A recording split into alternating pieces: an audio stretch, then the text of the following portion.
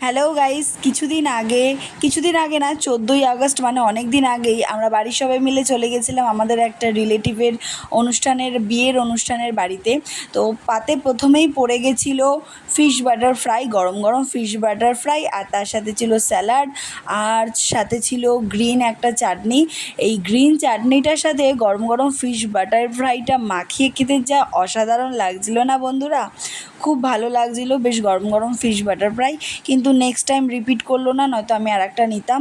যাই হোক, তারপরে পড়ে গেল মুগ ডালের কচুরি, তার সাথে চানা মশলা। মুগ ডালের কচুরিটাও সব গরম গরম ছিল, চানা মশলাটাও গরম গরম ছিল, সমস্ত খাবারই গরম গরম ছিল, খেতে দারুণ লাগছিল। আর এই যে আমি খাচ্ছি, বোন ভিডিও তুলে দিচ্ছিল, আর সবাই খাচ্ছিল। তারপরে চলে এলো তোমার কী যেন, চিকেন বিরিয়ানি।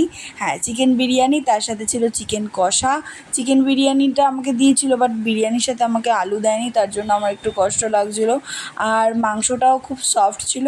আর তার সাথে আমার বাবু নিয়েছিল ফ্রাইড রাইসটাও খেতে ভালো ছিল, ওর থেকে আমি একটু টেস্ট করে নিলাম। তারপরে চলে এলো চাটনি, আনারসের চাটনির সাথে ছিল পাঁপড়। চাটনির সাথে পাঁপড় দিয়ে খেতে তো দারুণ লাগে। আর আমাদের বাড়ির একটা নিয়ম আছে, যেই অনুষ্ঠানে যাব আমরা পাঁপড় বেশি বেশি করে খাবো।